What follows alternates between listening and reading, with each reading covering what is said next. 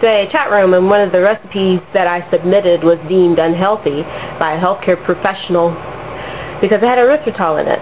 But the same healthcare professional also admitted that she did not know a whole lot about erythritol in the first place. It made me really, really angry that somebody who's a healthcare professional would not do the dig work before she would recommend or not recommend something. So we're going to talk a little bit more about erythritol.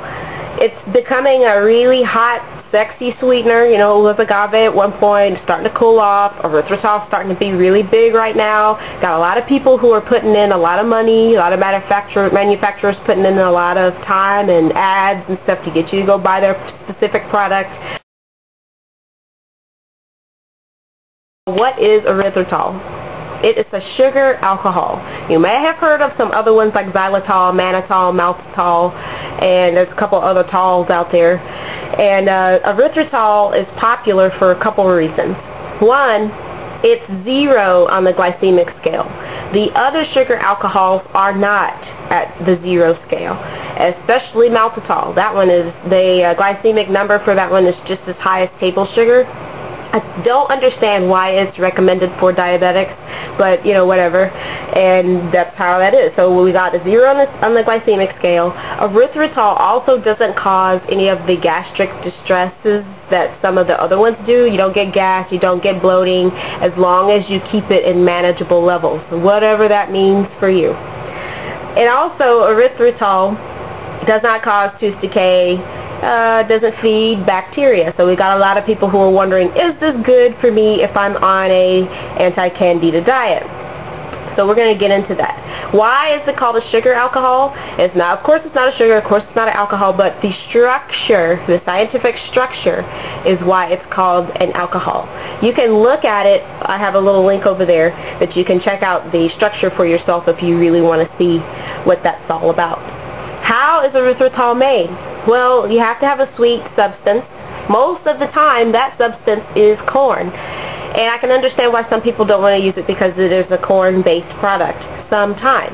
And it's fermented, and then after that fermentation process, the liquid that has fermented is crystallized, and then it's sold. Then sometimes people with corn sensitivities cannot handle that, especially some people with candida. And the other part of that is sometimes corn is not GMO, and some people don't want to use GMO products. Totally understandable. I am a baker, and I've been baking with sugar-free substitutes for a while, and I know that some of those substitutes don't cut it when it comes to baking. Some of them are too watery, some of them are too strong, it's just not the same. So you have to redo all your recipes in order to get something similar to what you had before you used sugar, or when you use sugar. And erythritol helps you to get back some of that structure, some of that bulk that you had in your original recipes before you had to go sugar-free. So that's why it's, you know, it's a good thing to use. You know, sometimes you want to get something that's close to what you had before. It's a comfort issue. And when you change your diet so drastically and you're doing all these new things, sometimes things just, they don't feel familiar. They don't feel good. You feel like you feel lost out there. You want to make something that you are comfortable eating again. That's what erythritol is for. One is one from Wholesome Sweeteners called Organic Zero. This is the real thing. Pure erythritol, and guess what? It is not corn-based. It's sugarcane-based, and it's organic. So all those people who have corn sensitivities, all those people who say it's not GMO, man, this cuts all of that out. So you don't have a reason for that anymore. You can use this. Backside, or what do you say, the downside. The downside of this is that it's very expensive, and it can be hard to find. WholesomeSweeteners.com, go to their website, and they tell you where their products are located. I've been finding it at my Whole Foods, and I've been finding it at some really good grocery stores in their baking area. Go over there first. Sometimes you'll find it in just a package. That's what I have with me today. They also sell pouches. But if you are not as sensitive to corn, and if GMO products don't bother you, there is a cheaper alternative. Now Foods does also make a pure erythritol. I've only been able to find that online. There are very few grocery stores or very few health food stores that will sell the pure erythritol. What's out there on the shelves is erythritol that's got a whole bunch of stuff in it. You've got erythritol that's not combined with stevia. Let's get it right. Stevia is not approved to be sold in food. Stevia is approved as an additive. So when people say that it's combined, the erythritol is combined with stevia, they're not actually telling you the actual truth. They have combined erythritol with a stevia extract. That's totally different. That's the only reason that they can sell it to you. And it's called Reb-A or Rebiana.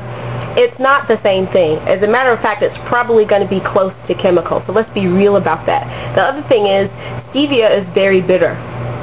And the things that they put into their products, you've got natural flavors. Natural flavors is a cloak word. It's the cover-up word. What they're basically saying is we've added some chemicals to mask the taste, to mask certain things about erythritol and stevia so that you don't have to taste all of that. Natural flavors is their way of saying the FDA said that we didn't have to tell you what these natural flavors are, so don't worry about it. We'll just tell you they're natural flavors, and you don't need to find out what that is. There's a problem with that. If you're going to hide what the ingredients are from me, I'm going to hide my money from you.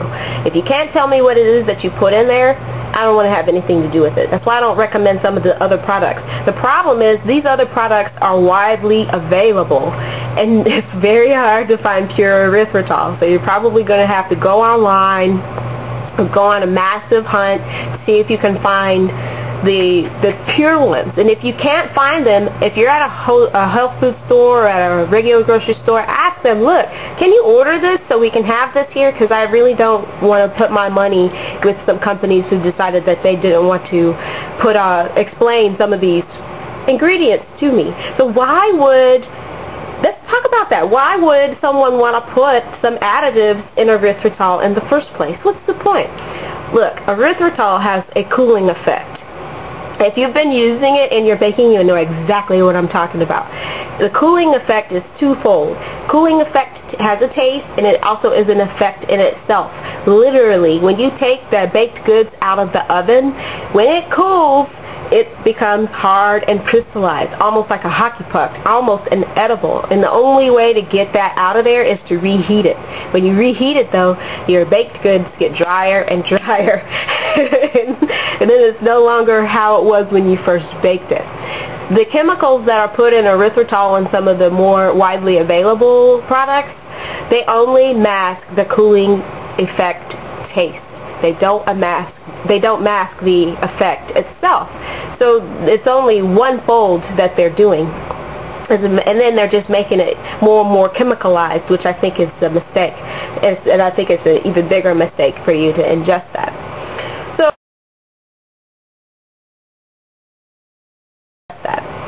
So if you're going to use erythritol, there are things that you need to do in order to treat it like a baking product. So because what you're trying to do is combat the cooling effect. And there are three ways to do that. One is to cream it in fat. So you're going to cream it in oil or butter or shortening. And that works great while the baked good is warm. But when it gets cool, you can just kill that idea because it's already hard, it's unedible, and it's just so not fun. The next thing, what you're going to do is combine it with something that has more of a heating effect, or it's called a gyroscopic, which means that it attracts water. One of the things that does that is vegetable glycerin. So you can combine erythritol with vegetable glycerin, but if you're baking, that means that you've just increased the water content of your baked goods. So you're going to have to do some more fooling around with the ingredients in order to get it to some kind of structure that is not going to fall apart on you. The best way to deal with erythritol is to go ahead and powder it and then combine it with inulin. It's dry. It's